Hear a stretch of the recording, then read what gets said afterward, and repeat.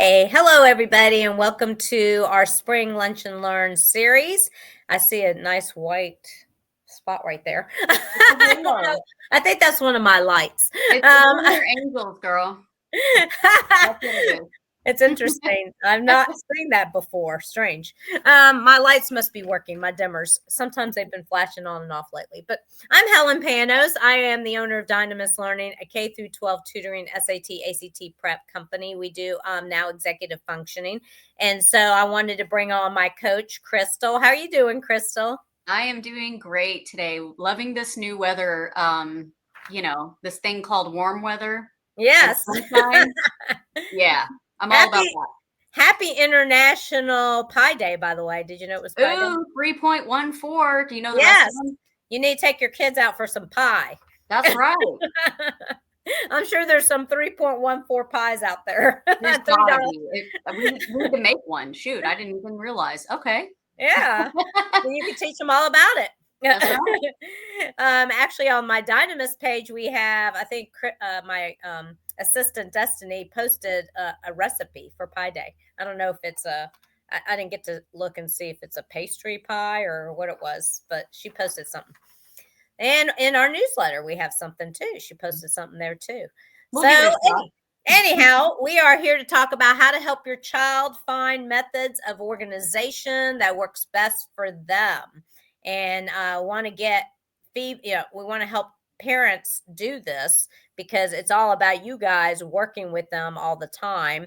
And I think there's a little bit, we don't want to use the cookie cutter kind of approach. So we want to talk about some other things because, a lot of people hear about and say organization. Oh, I know a lot about that. But, you probably have heard things like how to maybe organize files or how to organize, I don't know, your stuff on your computer possibly. But this is a little bit different, I would say.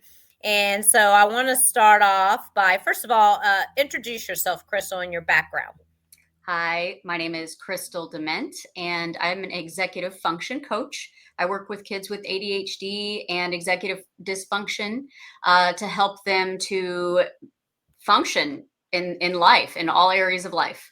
And so that's why I'm here. I've been doing this for about 4 years officially, but before that, I worked in business management and HR, where I was helping employees with this. And I've basically been dealing with it my entire life. So I've been there, done that. I was a kid that had these issues, and now I'm an adult that's figured out how to deal with them and wished that I had known that when I was in school. So, Mm, mhm, yeah, the many things I wish I knew when I was in school too. right. So, organization is a top struggle for middle and high school students, which is mainly what we deal with. We know a functional workspace is very important. That reminds me, I need to go clean up my desk this weekend. So, let's forget this cookie cutter way that we all have been taught, parents, that may or may not work for your child. What are some tips, Crystal, that you can give parents that will help ease the stress around this issue of organization and consequently lead the child to academic success? Okay, so there are many ways to do this, but where I usually start with people is first explaining how the mind works with executive dysfunction. So, organization, yes, you can say this goes here, this goes here, this goes here. And a normal person would say, okay, I'm gonna put that there, and that there. However, when you have ADHD or executive dysfunction, it's not about what we know, it's about doing what we know because we have Mm-hmm. that issue of doing that in the moment. And so you have to address that in different ways. One of the ways that you can address that is by, using, like, say, if we're setting up a workspace, right? You can use different little baskets and things to organize things on the desk. You can use labels. I have a label maker. I love the thing. My daughter, she has severe executive dysfunction. And so we love the label maker. It reminds all of us to put it back where it goes. Mm-hmm. And you'll see this also, like when you're working with really young children, maybe printing out a picture of where something goes and putting it where it goes. And that way it uses, instead of them having to look at it and read it, because that takes a lot of mental energy to do. They see a picture and that's where it goes. Or you color code things like this thing goes here. And so it just depends on what your particular organization needs to look like on your desk. But for instance, I have everything that has to do with my kids' schoolwork goes in a green folder. And I remember that, and then I can reach immediately for the green folder, because if you give me a file cabinet and you tell me, hey, go through all those files and find the thing, it's difficult, and I will do it because I have grit and determination. But at the same time, everything being color coded is probably the easiest thing to do.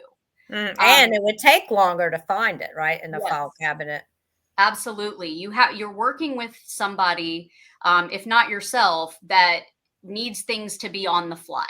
We need things to work quickly because we don't have the patience to sit and do things, because by the time you reach for, or you go reading halfway through a word, you're already on to something else. And so, like I said, labels work. They work really well. But if you can color code things, or if you can make something like a touch and feel, something tactile like a basket, to keep certain things like, hey, this is your work that you need to do. And then you have the done pile, things like that's definitely going to help with that type of organization.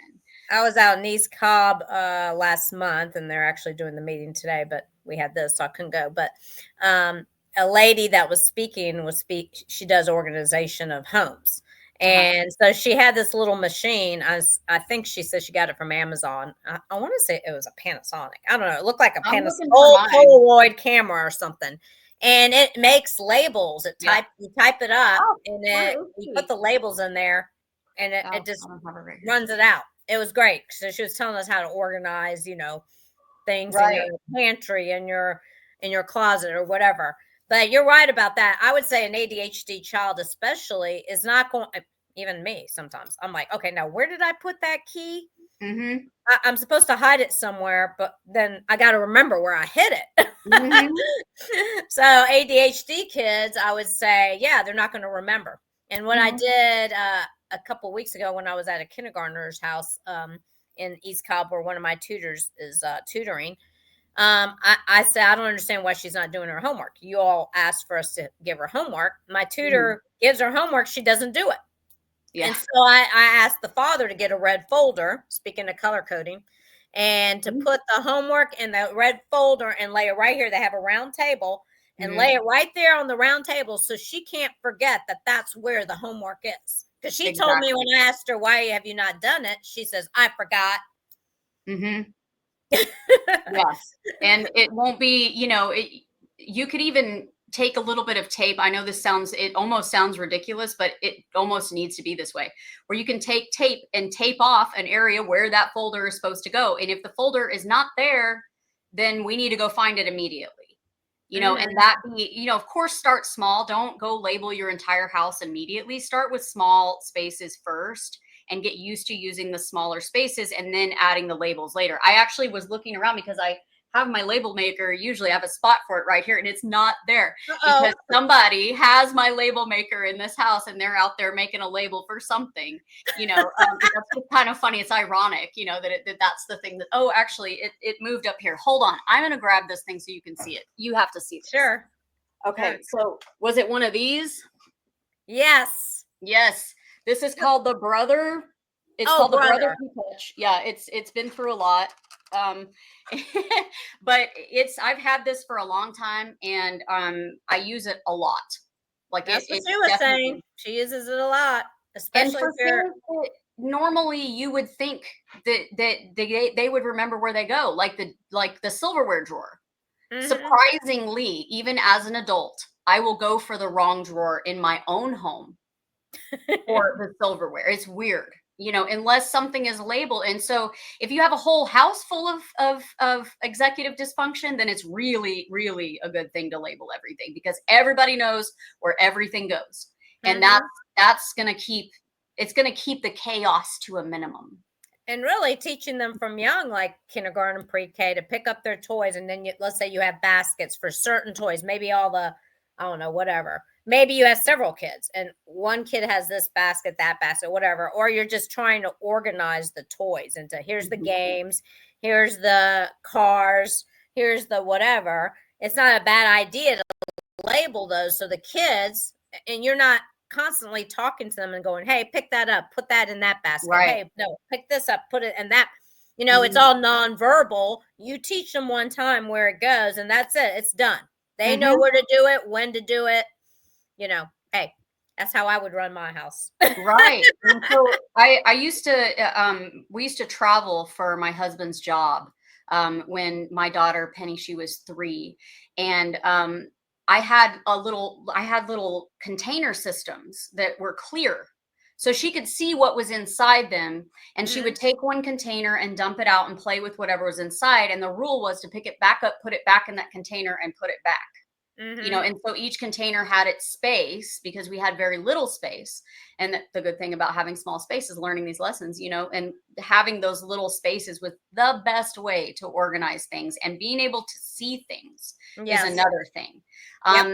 You'll notice that a lot of people with, ADHD and executive dysfunction, like they'll have kind of a messy space, but they can see all their stuff. And so having like those cork board, wall, or like what do you call them? Where where you put it. You know what I'm talking about? The little, the thing that you put the thing on. Yeah.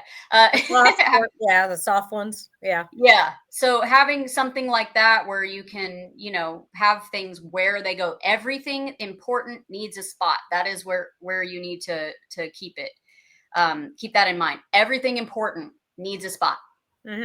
Even laundry, teaching them, to sort their whites with their versus the blacks from young. Right. You're not just have them do it and teach them that. And like I have colored bags, so I know the white bag has my regular lingerie, whatever.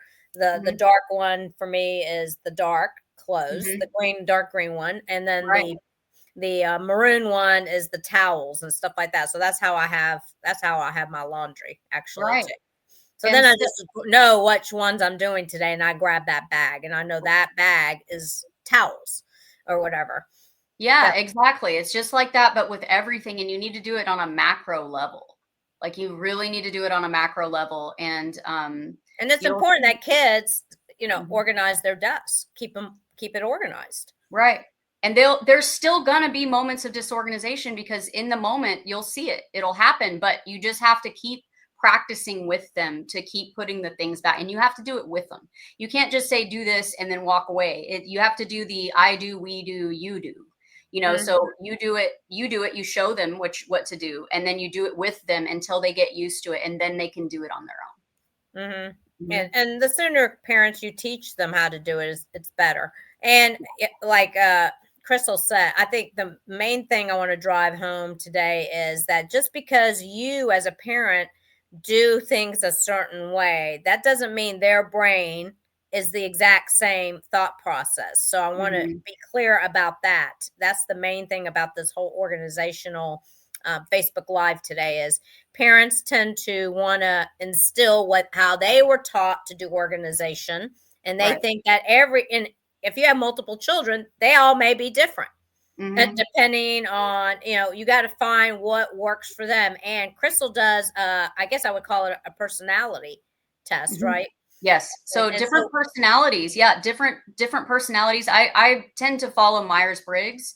I kind of see everybody through that lens immediately when I meet them, because it helps me to help them with these organizational skills. Because some people do really well with the organized 1, 1, 2, 3, ABC, perfect. They like that.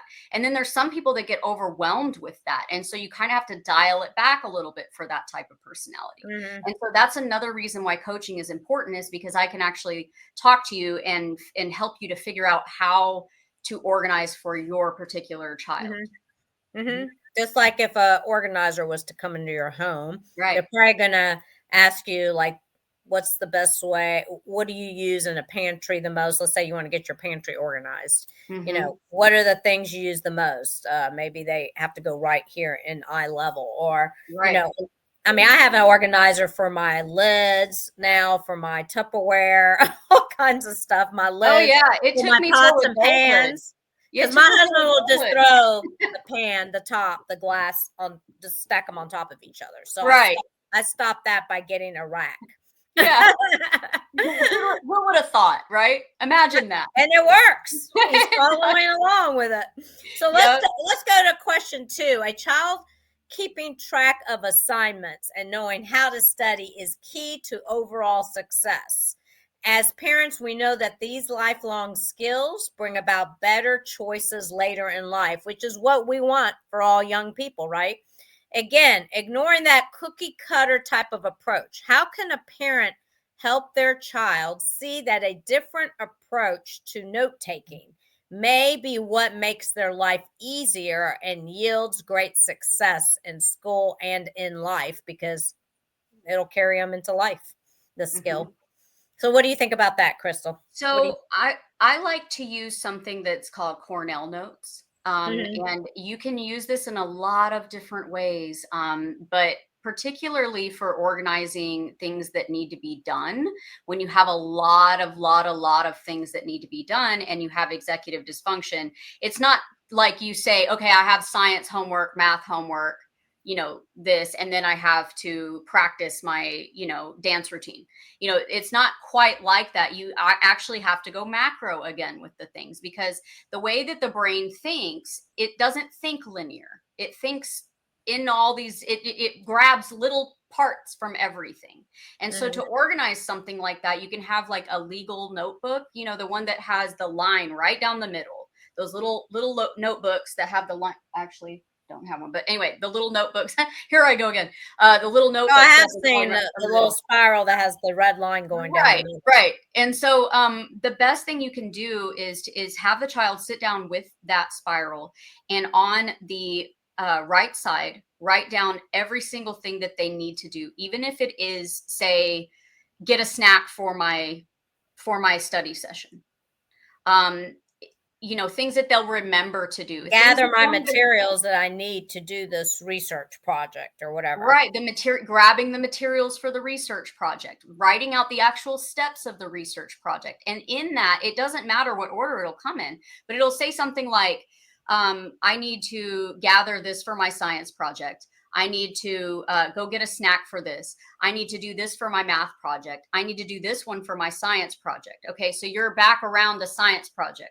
You can see how the brain works, because it's going to be jumping all over the place. And then you're going to have something like call grandma tomorrow, and then it's going to be like that. But what you do is, after everything is on there, then you go out to the other side and you organize those things and say, okay, science project, right? Mm, And then you say, preparation, and mhm. organize them. And you can actually move them onto another page and reorganize them if you have that many.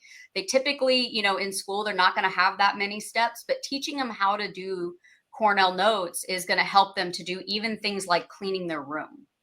So, Wow. it goes, you can use it in so many different ways, but what it's doing is capturing those fleeting thoughts that are jumping all over the place. And it doesn't matter what the thought is about. You're Mhm. trying to organize what you're doing, and you're going to have all the other things too. Write them all down. Write down everything. Write down that you may need to make sure to clean out your locker next week, and then go back to writing down all the things, because ultimately it's all going to be written down, and you can reorganize it, reprioritize it. You can go to the other side, write the priority of what you want to do, 1, 2, 3, and then rewrite them to the right Mhm. way. And by doing that over and over, you're going to build that scaffolding in the mind.